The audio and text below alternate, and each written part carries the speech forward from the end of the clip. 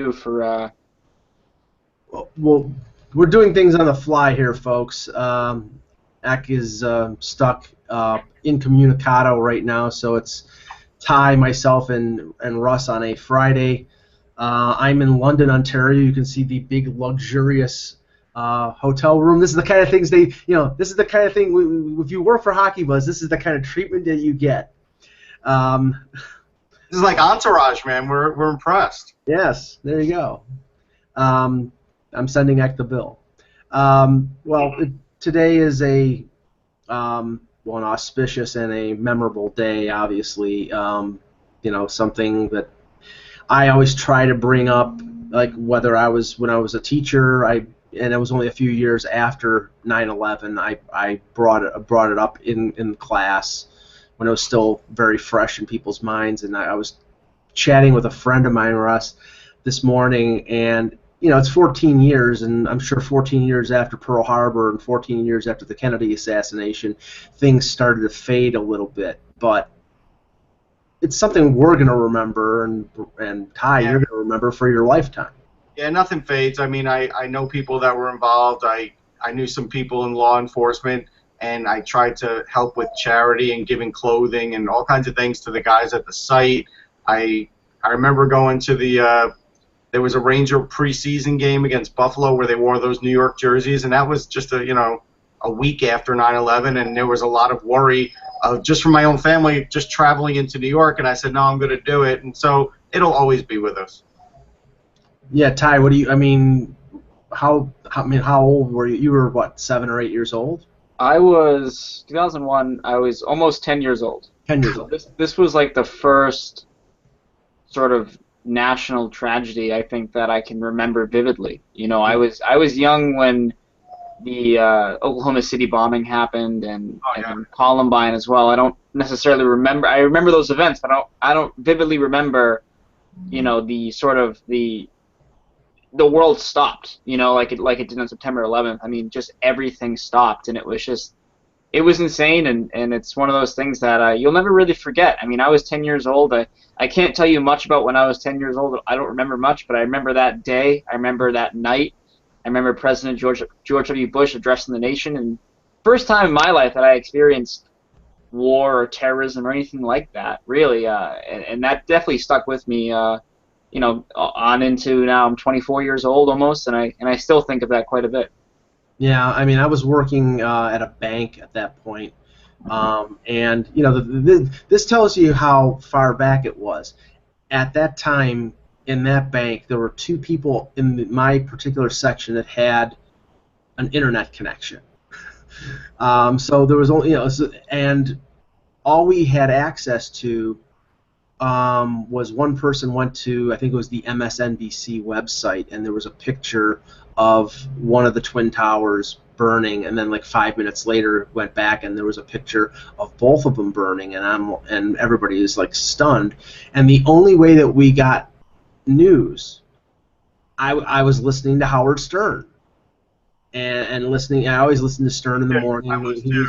He was being broadcast on a Buffalo radio station. I was listening to Stern in the morning, and he was. I mean, honestly, I think he did one of the best. It wasn't a bunch of jokes. The funny thing was, they play that show every once in a while on Sirius, where he's broadcasting now, and they were talking about him like making out with Pamela Anderson or something like that, and then all of a sudden they just transitioned into this obvious serious thing that was going on a few miles from where they were broadcasting, and it was fantastic. I mean, he did a phenomenal job, but I didn't really see the plane crashing into the second tower until later that night when I went home and watched it on TV. But all we had at the place I was working at was a black and white TV and Peter Jennings on the local ABC affiliate talking about it, and you could see it through grainy video,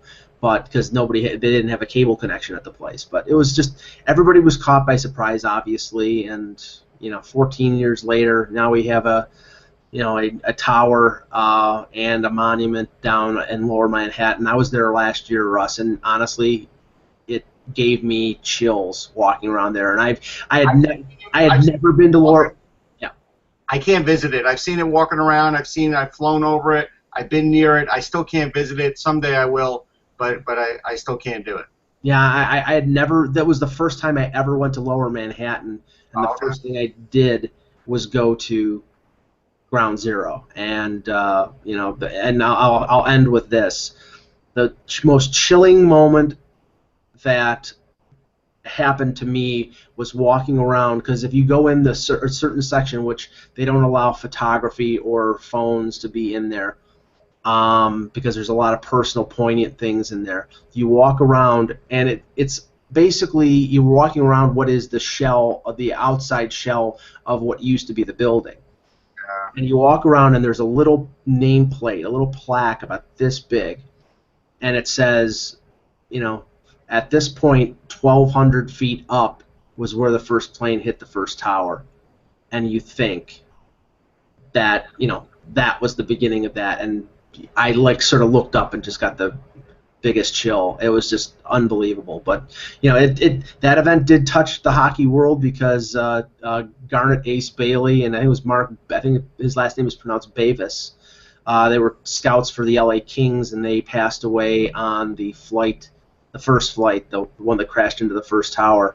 And if for everybody out there, check out Paul Stewart's blog on Hockey Buzz. He gave some poignant remembrances of 9/11, including something about his wife who was a flight attendant. And I read it quickly. I believe she knew people who died on that plane, and he knew Garnet Ace Bailey. And all right. I'm going to break this up with some funny breaking news, all right? Okay, well, good. I've never watched The Bachelorette in my life, but there's some guy on it, J.J. Lane, who was a star and apparently almost got his finger bitten off. This is from TMZ. In a pickup hockey game, Ty would appreciate this because he plays more than I do. I only play in media games. Apparently, some guy bit down on his finger, so then this guy, J.J. Lane's teammate, had to bash the guy in the back with his hockey stick until he would release his finger. So, I mean, what is wrong with people? Why can't you just play pickup hockey with no contact? What is wrong with people? That's what I want to ask. Yeah. Alex Burrows is staying busy this summer. That's all I know. I said Alex Burrows is staying busy this summer, so it's good news for the Vancouver Canucks. But Ty, you play pickup hockey, who plays like this? Why? The All-Stars, the guys that this is their NHL. Yeah, well, Jim Rome used to have a routine about he would say a guy who would play softball. He called him softball guy. This is a guy who treats a softball game, a pickup softball game, like it's Game 7 of the World Series. Yeah.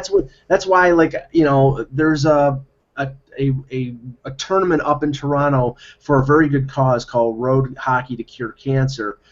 Through one of the hospitals in Toronto, and it's a great cause, and I know a lot of people who are involved in it. But I wouldn't play in it for one simple reason: you go into these pickup games, and people are taking it like it's the Leafs in Game 7 of the Stanley Cup Final. It's like, my luck, I'm gonna get my teeth knocked out. So I'll contribute my support. The only reason you would get your teeth knocked out is because when the Leafs were in the Stanley Cup Final, they didn't wear helmets or much anything else. That's the only reason. Yes. Well, let's do the intro, and then I want to bring up something I was at last night. I know it's Leaf related, but I'll be brief. Okay, today is obviously I'll do the intro here. Hello, Hockey World. Today is Friday, September 11th, 2015. I'm Russ Cohen from Sportsology, and I'm Ty Anderson. And I'm Michael Lagello, and this is the Hockeybuzzcast here on HockeyBuzz.com. Guys, I was up in Toronto on yesterday, on Thursday. There was a meeting between season ticket holders and Brendan Shanahan, Lou Lamoriello, and Mike Babcock, and it was the general just question and answer from the fans. No specifics about players. A lot of generalities that and for all the people who think I talked to Kevin about this on one of the previous shows. Kevin seems to think that this team is going to be better than people think, and that's the That's the the line that that Van Riemsdyk and Phaneuf and Morgan Riley are talking about, and I understand that the players are going to be optimistic. They're going to have that viewpoint, but every other sentence that all three of these guys were saying, it was a plea for patience. It was, we're going to be bad before we're going to be good. I mean, they're laying the groundwork here for this team to be bad. Now, granted, the coach doesn't coach to be bad. The players don't play to be bad. But putting the team together, if you don't have Phil Kessel and you've subtracted 30 goals from this team and really haven't added that back, it's a recipe for being bad, Russ. It is, unless, Morgan Riley has a 55, 60-point year and Kadri scores 75 points and all of a sudden, Devin Setaguchi comes in and gets 25 goals. Like, if all of a sudden these guys get motivated and do that, then you have a situation where, early in the season, I'll take it to the New York Mets and say, most of us felt like, they're a 500 team, maybe they're a couple games over, maybe a couple games under. And then all of a sudden, they started performing a little better. Then all of a sudden they made a couple trades. Now all of a sudden, because they saw an opportunity, now they have a chance to do bigger things. I'm not saying that's going to happen for the Leafs, but if they find themselves in a situation like that, they'll probably do the same thing, but it's unlikely, I agree. Yeah, and the other notable notable event was the unveiling, because the Maple Leafs have been unveiling one or two names each year to their Legends row. It already announced Borje Salming's statue is going to be unveiled at the Fan Fest this Saturday, and they had been hinting that they were going to unveil another name, and on Thursday they unveiled Matt Sundin, and they're going to have his statue. So him and Salming, I believe they were the first two Swedes in the Hockey Hall of Fame. They're going to be revealed or unveiled. Their statues are going to be unveiled at the same time. So now it's up to 7 players, and I think they're probably going to go as many as 10 or 11. And I know that I had a discussion with one of the reporters this morning about the guy who has to be named and who might not be named because of his animosity with towards the Maple Leaf organization is Dave Keon. And that's the obvious one, I guess. But I'll tell you, Borje Salming was I was watching him as a kid, and he was probably the first Swede that I ever saw play hockey legitimately. Because I saw him before I saw the '80 Olympics or anything, and so that's when I got into the sport around '72. I didn't really notice that many European players at the time, and so I would just marvel at the way this guy could get up the ice and great shot and just the gentlemanly way he played. And Sundin was a pleasure to cover. He was a guy that just did everything with class. Even just this guy would get beat on in the crease. This guy would once in a while have a temper and retaliate, but rarely. And he was just unbelievable. The question I have for you is, because the worst guy to me, one of the worst, there's Clark Gillies, and Dick Duff is one of the worst guys in the Hall of Fame. Does he have a number retired, or is he part of this? No. And he's not. He hasn't been honored, and he hasn't had a number honored or retired. And yet he's in the Hockey Hall of Fame. Yeah, but he won. I think he won 3 or 4 Stanley Cups with Montreal too. Okay. So he won 7. I think it was 7 or 8 cups, and he was part of that dynasty, and he was part of the Leaf dynasty. So I mean, don't you find it kind of odd? Like, it's almost like the Leafs don't recognize him as a great. That's the way I take it when I see something like that. Yeah, well, that's a function of it beginning to be the Hall of Very Good. It's like Bernie Federico was a great player, but he wasn't a Hall of Famer. But he is a Hall of Famer because they let him in. Clark Gillies was, a very good player, but he was the worst guy on that superstar line that won 4 Stanley Cups. Right. Now, did he enable Trottier and Bossy to do what they did? Sure, but he wasn't. Apart from them, he wasn't a Hall of Famer, and I think a lot of people think that, but he's there. So some people think Phil Housley isn't a Hall of Famer. I personally did, based on his longevity and based on the point total. Yeah, I think he was too. I think he gets a bad rap because he played in the era where there were a lot of points, but hey, he scored a lot of points. So, was he the greatest defender? Probably not, but he was good. He was at least average to above average, but he was well above average as far as playing, and then as far as being a U.S. player, he was one of the best of his. Let's touch on some current news. And Ty, I saw a little blurb about this, and I'm sure you know a lot more about it than just a little blurb, but I saw something about the 3 first-round picks of the Boston Bruins all failing some sort of endurance test at the rookie camp that they're having.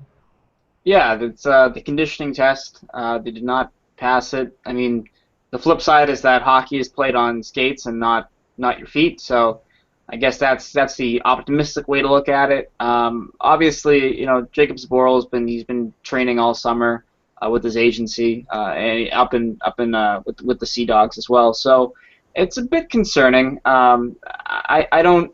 I think that a lot of the times that these players, when this happens to them, this is the first and only time this will happen to them because, the Boston Bruins, they have a very strict training program.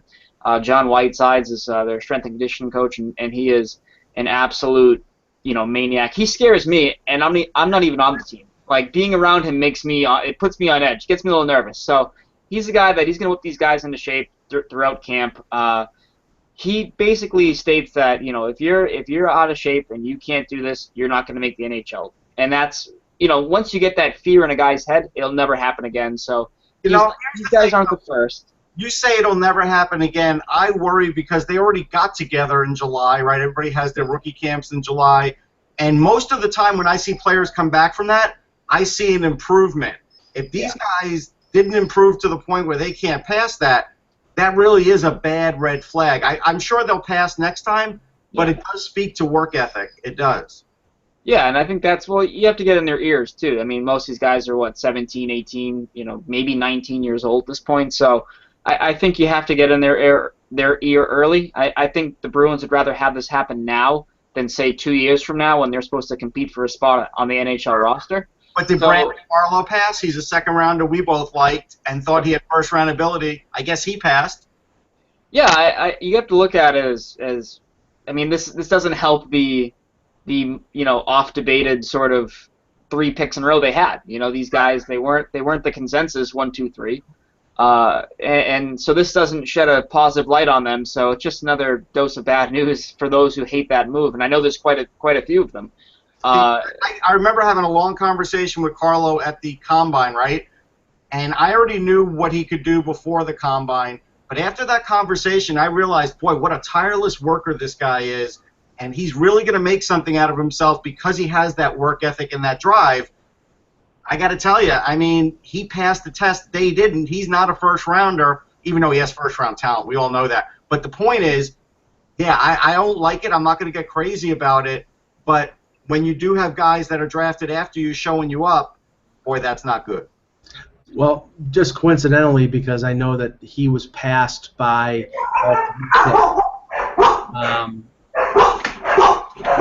I have to mute right here. 1 second. The dog,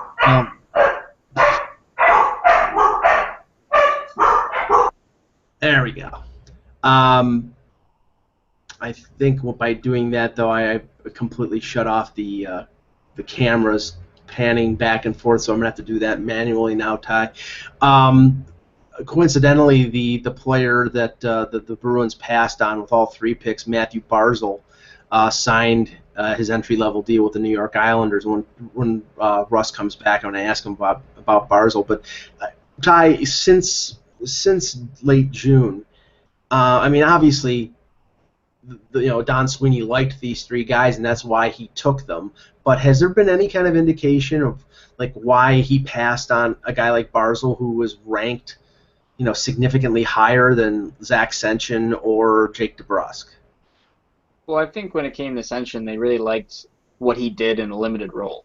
That's how they look at that. With his contributions this past year in the OHL, they noticed that he was playing a 4th-line role and was still producing. He wasn't playing on the power play. Most of his production came at even strength, and I think that's something that the Bruins thought maybe that they had a diamond in the rough here. And if you have 3 picks in a row, I think one of them was going to be a reach because you just have that luxury where, if you strike out on this guy, well, maybe you hit a home run here. So I think it was a reach, and it's one of those things that it's very tough to explain. But certain guys, I mean, whether it's their scouting staff or the GM himself, they see a player, they see what they want to do, and they go with it. I mean, that's we haven't seen too many reaches like that in recent memory, but sometimes you can't stop a GM from doing that. And I think this was what Don Sweeney wanted to do. He wanted to put his own stamp on the team. For better or worse, he wanted to make it known that this is his show, he's running it, he's going to make the moves that he thinks will fit this team in the long run. So I think with one of those three, you knew he was going to go with the reach, for sure. But it's tough for me to sit there and deal with them passing on Barzal and Connor as well, and White even. I just think that's rough in the long run. But obviously there is a reason why they grabbed these kids. But passing on Barzal, you see him signing his entry-level deal with the Islanders yesterday. It's really messy right now to look at that in a positive light. Here's the thing. Like, Colin White was the one that I looked at and said, with the 3 first-rounders, he would be the perfect guy to bring in because he's a local kid. He's great on Team USA. He already showed he could score a bunch of clutch goals. He's fast. He's a hard worker. Even if he is not a top liner, he's going to be, a top 9 guy. And I thought, boy, that would be the perfect guy. And when they passed on him, that was as much a red flag as I thought as anything else, because I was like, wow, this is a guy tailor-made to be a Boston Bruin, and maybe they went out of their way not to get him because of that. And so to me, that was like distressing that now you're going to go out of your way to not get local guys just to prove your worth as a GM or just the new regime. And I think Don Sweeney's really good, but I think he may have gone out of his way, really too far out of his way. Okay, on the trade front, there have been a couple minor deals. The one made today was, I would say, a little more than minor. But let's talk about the one that happened a couple days ago, because it was a little intriguing, Russ. The deal between the Colorado Avalanche and the Arizona Coyotes. Stephen Elliott, who was an RFA defenseman, traded for Brandon Gormley. And, I mean, I thought Gormley had, now, maybe his stock had fallen inside the Coyotes organization, but I thought that there was something there in terms of him being a potentially effective pro. And apparently his time ran out with the Coyotes because the Coyotes traded him for a guy who wasn't even signed to a deal. I mean, I think they're working on a deal, and they may have already consummated it. But what did you think of that one? Yeah, it made me shake my head, but it does sort of show that there is a shelf life for some of these guys. And look, he's 23. I always liked his shot. I always thought his defense needed a little work, but I always liked the skating. And I still think he can be a pro. And I think Colorado was sort of smart here by finding an organization that basically soured on him. Or they just figured, hey, we're not going to work this guy past his entry-level deal. Let's just get rid of him now before we even have to start getting into any of that. And I think there's a lot of upside there for Colorado. I think they did really well here. Yeah. About the other deal, Ty, the deal that was just made about maybe 15 minutes before we went to air, there had been speculation about Christopher Stieg being moved out by Chicago because, not to say it's dead money, but he's pretty much a role player, and half of his salary is being paid by Florida. Florida did that to move him to Chicago a couple seasons ago. He won his, I believe, second Stanley Cup with the Blackhawks last year. They moved him and they moved Joachim Nordstrom to the Carolina Hurricanes for one prospect who is not even signed yet. The other one is a former Maple Leaf draft pick named Dennis Robertson, who played 4 years at Yale and then was traded. I think the Leafs just no, they traded him. He was part of the John Michael Lyles, Tim Gleason deal. So really, Chicago trades, and there was some draft pick exchange there. But really, this deal was Chicago dumping salary, and now probably using that salary to sign Marcus Kruger. What do you think? I mean, Chicago. I mean, everything is in limbo right now with the Patrick Kane situation. Maybe we can touch on that a little bit. But so much of a changeover from the team that won a cup. It's going to be a puzzle whether this team can really get back to where they were. Yeah, and I think you look at this trade and you look at Chris Versteeg. I mean, this was the easiest piece to really move. You know, they've talked about Brian Bickle. They ultimately did move on from Patrick Sharp. But I think if you look at those three guys, if you had to pick who you'd want to move the most, you know, I would pick Versteeg because this is a player that he's moving on to what has to be his fifth or sixth organization at this point, and the teams haven't necessarily missed him per se. You know, and there are other players you can plug in and get similar production for a cheaper cap hit, I do believe. And I think this made the most sense because even Brian Bickle, who I believe is overpaid, has played a significant role for the Blackhawks in their championship runs before. You know, he's a front of the net presence. He can play on the power play. He can jump up into that top six, which he probably will do this year now that Sharp and Saad are both gone. So he has experience. Versteeg is kind of on the back nine, you'd say, really, based on his production and his overall play. He was a healthy scratch at points last year for the Blackhawks, so this was an easy decision for the Blackhawks to make. And the fact that, you know, you're creating a cap space to keep Marcus Kruger, a guy who obviously they view as an important piece to their team, and rightfully so. You know, he's very underrated centerman, I do believe. So I think that this is it's a smart move for the Blackhawks, and it's the easiest one they could have made.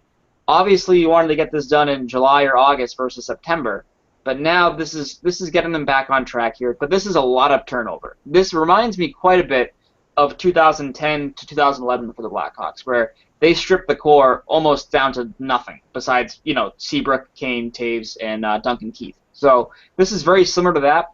At the same time, they've acquired some guys, some Russian talent from the KHL on affordable deals. Mark O'Donnell is going to be great. I honestly think he's going to fit in seamlessly there. But again, this is really weird. This is a lot of veteran and a lot of core guys shipped out in one offseason. Russ, yeah, I mean, Dano's a good player. And he played against men. I still don't think like he's all of a sudden going to be like this 65-point guy this year. I think, you know, you'll get production out of him, but there's still an uphill battle there for that. Ryan Hartman would probably get a real good shot at making the team too. And while he's not a prolific scorer, he provides the grit and the sandpaper and the good skating and he'll provide some scoring. They're going to have a tough time. I mean, especially with the Kane thing. I mean, the one thing we could retouch on with that is just, hey, there is going to be a grand jury. They just postponed it. We don't know why. We don't know. Nobody knows why. Yeah. You can't really believe the lawyers, so it doesn't even matter. But the point is, it looks like it's going to run into training camp now. And so now that's going to be there. I just happen to think this year that team's going to have a black cloud on them, whether he's there or not, and that's going to be awfully hard for them to operate. Yeah, and the thing is that not only, I mean, they still have to sign Kruger. They're 1 year away from having to deal with Brent Seabrook as a UFA. Right. And, you know, I know that was probably in the mind of Stan Bowman when he traded Brandon Saad, you know, sort of clearing the way. But they don't have a lot of room to maneuver with, Russ. I mean, and the thing is, I mean, he's one of those core guys. And they need him. I mean, they're not loaded with defensemen down below. Right. They have offensive players. You know, they have some third, fourth line guys, but they're not loaded with defensemen. And so that's going to be a big issue for Chicago. Yeah, and I think you're right. I think the Kane situation is going to hang over that team. And the one thing different about 2010 is, you know, it took them a year or two to bounce back, but they kept, you know, those guys were 5 years younger, and they kept them, and they were all available. And now Kane, who knows when he's going to be available, and they're all in their late 20s now. It's going to be significantly different. So, I mean, I think the pathway is open here in the Central for a St. Louis to step forward, for a Dallas or a Minnesota to step forward. There's an opportunity here. Not to say that I don't think Chicago won't make the playoffs. I think they will, unless things go dramatically wrong. But this is an opportunity for the Blues and for the Wild, who have had a tough time getting by the Blackhawks, to finally get by them. I will say this: I always think the offer sheet territory is dead, right? And it's been dead for a while.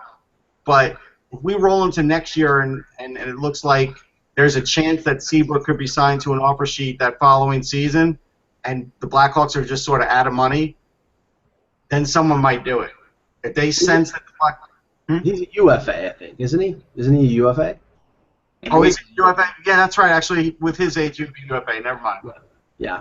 But it'd be the same situation as Saad. I mean, they Right. were between a rock and a hard place with Saad, and you know, they're going to have to make a decision probably before the trade deadline. If they can get him under contract or at least come to some sort of mutual agreement before the deadline, you know, then they can lock him up. But if they can't, then it's a situation where they're, you know, where Carolina is in with Eric Stahl, where they have to make sure what they're doing before February 29th. And but by the way, the trade deadline on the leap year day is a little strange.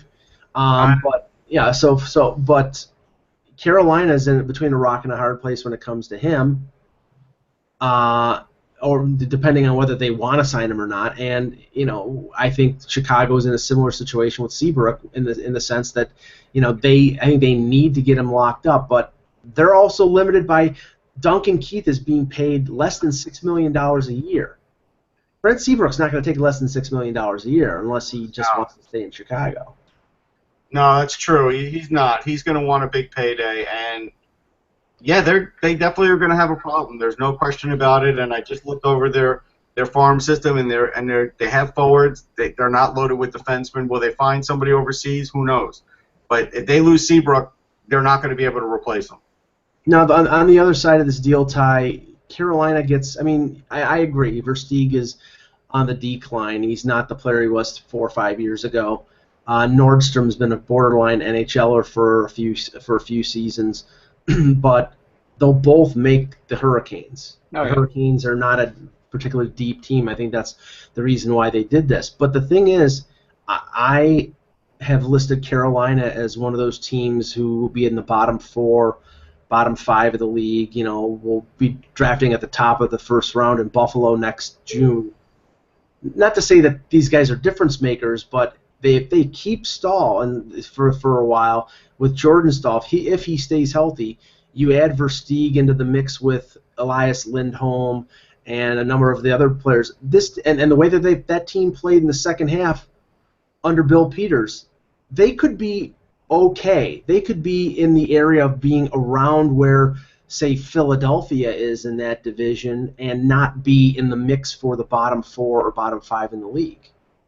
Yeah, I mean, absolutely. You have to look at this, too. If you put Versteeg with the Stahl or opposite Jeff Skinner, he could find some production, and then maybe you flip him at the deadline, and you maximize the value. You get a top 60 pick, if you can. You get a prospect, if you can. I think that's how a lot of these teams have to operate. You know, if you're picking up salary for no other reason than to help another team out, which is clearly what the Hurricanes are doing here, because I don't think that Versteeg will be a massive difference maker that will make the Carolina Hurricanes a playoff team unless they strike it rich like they did in 2009 or 2006 for that matter. Mm-hmm. I think that this is going to be a pretty long season in Carolina, so maybe you do want to acquire a guy like Versteeg where you can hope he finds some of his scoring touch that he had in Florida and Toronto and Chicago the first time around.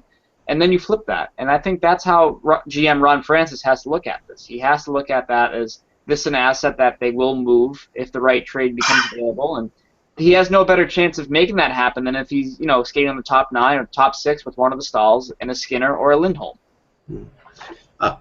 We had some training camp invites that were announced late yesterday and early today. Martin Havlat is being invited to the Florida Panthers camp.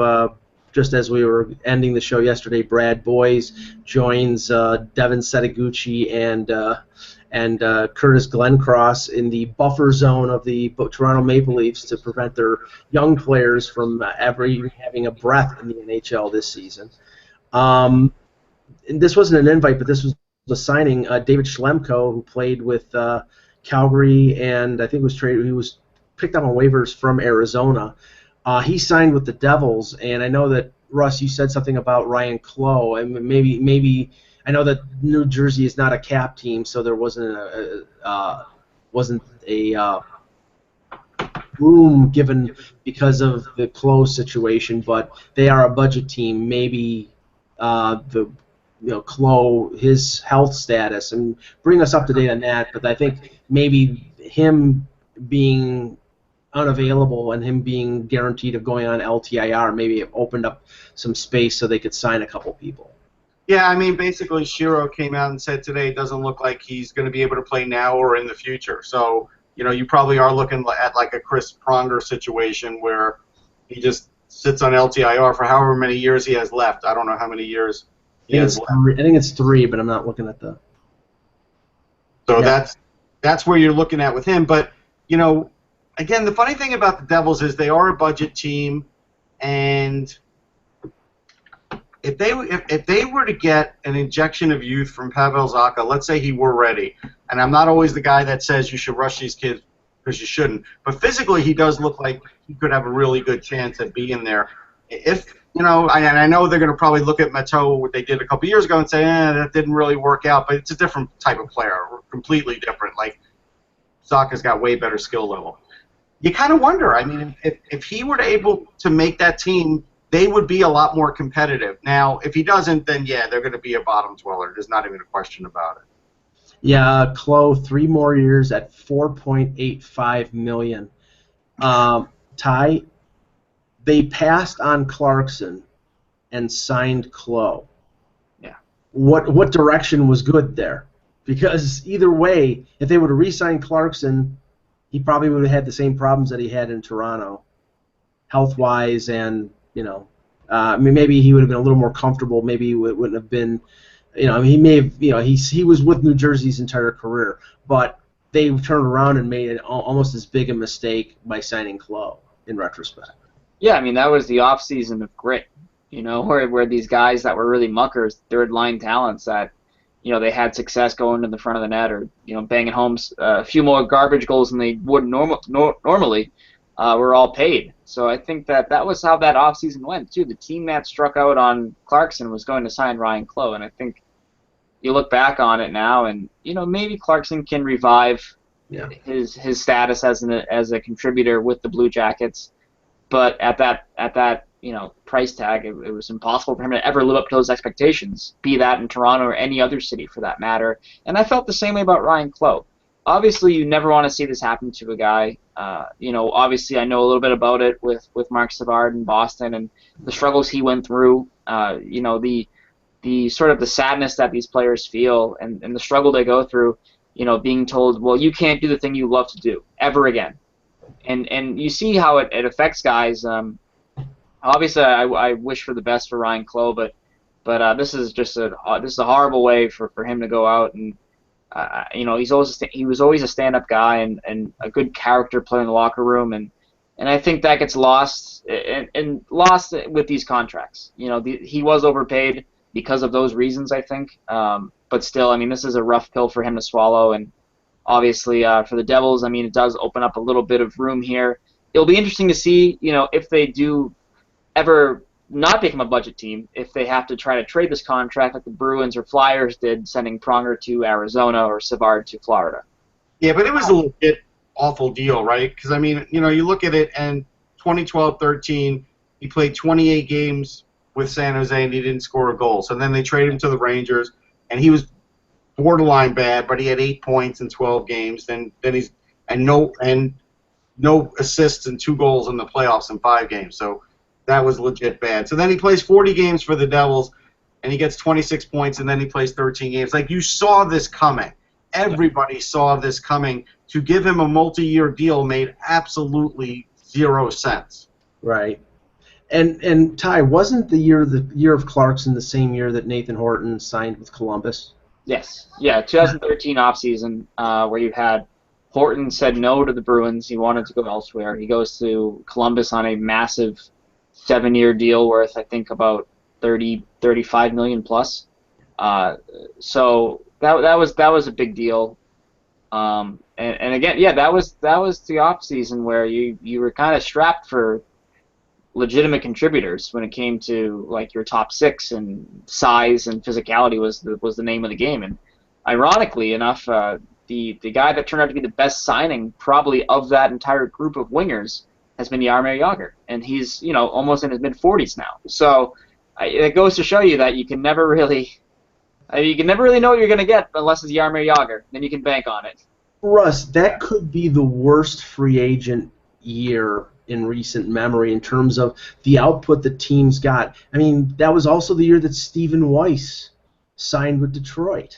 Yeah. But Weiss did give him a little something for about 30 games, and then he started going bad. You know, it's one of these things where you would think now with technology, they would bring in a player, they'd give him a CT scan, they would send it to doctors and look at it even before giving them a final offer. And I think now we're starting to see, as the cap tightens, that's why more guys are sitting out there.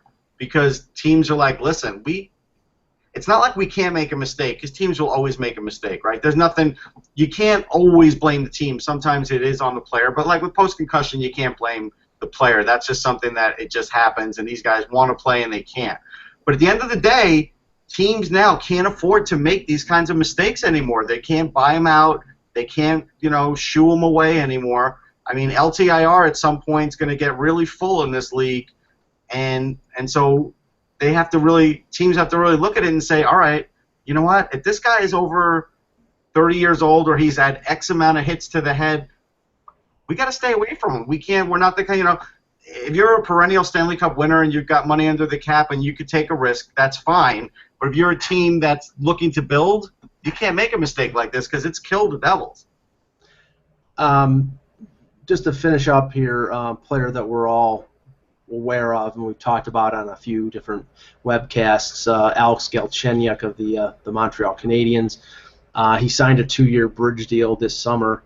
And the reports from Arpon Basu, one of the beat reporters who covers the Canadiens, says that the Canadiens are going to move Galchenyuk up the middle, which is something that they've been leery to do. At least Michel Therrien has been leery of doing, probably because he thinks he's young and defensively is still a little challenged. But Russ, Ty, you first, because we're both Atlantic Division observers here.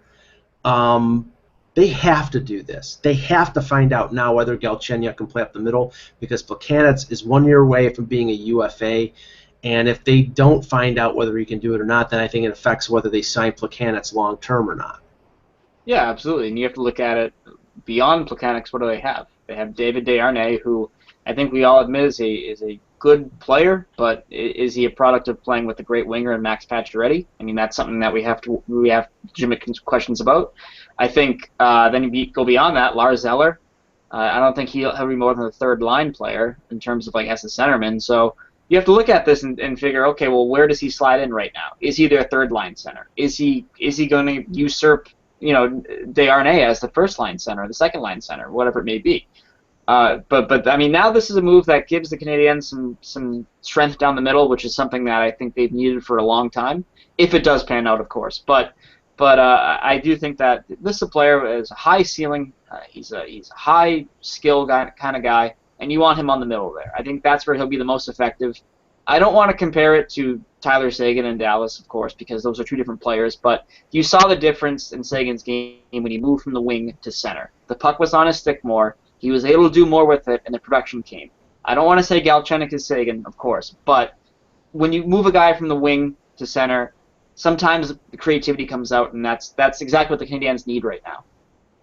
Russ, I think they have. Well, let me just say this. I think they have to live with the warts, with the imperfections of Galchenyuk's game right now, if he has any. And he's a young guy, so he's still learning his craft. But they have to allow him to play that position and make some mistakes, because they have the best goaltender in the NHL in Carey Price to, bail him out every once in a while, and they desperately need offense. Mm-hmm. Yeah, this is a move that was very well crafted. I mean, Mark Bergevin's got those poker-esque glasses, and we've all been asking him about Galchenyuk at different times during the year. I think we even when we had him on our show and I was sitting 2 feet from him, I think we asked him about him, and he never wanted to give you that straight answer. And if you remember preseason now, he was like, well, we don't know if he could play center. And I told you, I said, he's playing center. There was never a question in my mind. It was just a question of, They didn't want to raise expectations because they know that he's not the perfect center at the moment. But this was in the plans. Like, this was happening whether or not anybody believes it. And I think he can handle it. I don't remember, to be honest, the last time he was at center, how good he was at faceoffs. I think he was okay, but I think he was in like the 45% range, something like that, 40% range. That's what I sort of remember. And but this is a few years later now, and he's definitely a little bigger and stronger. And look, he's already getting points. He got 46 points last year. I think people talk about this guy like he's not producing. It's like, listen, I get that even if you're drafted 3rd overall, he's 21 years old.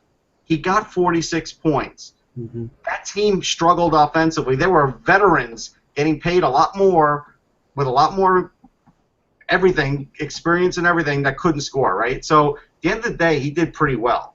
And so I think this will get him to the next level in his career, and maybe this is even a little bit of a learning year, but he'll still get around that 45 to 55-point range. And if he become a center, then I think you will see more points in the future, and I think it's coming. Look, he had 4 points in 12 games in the playoffs, but you go look through a lot of the other guys, they were worse. So I don't worry about Galchenyuk that much. Yeah. Well, it'll be an interesting weekend in London here. I'm going to see the Leafs and the Ottawa Senators rookies play tonight.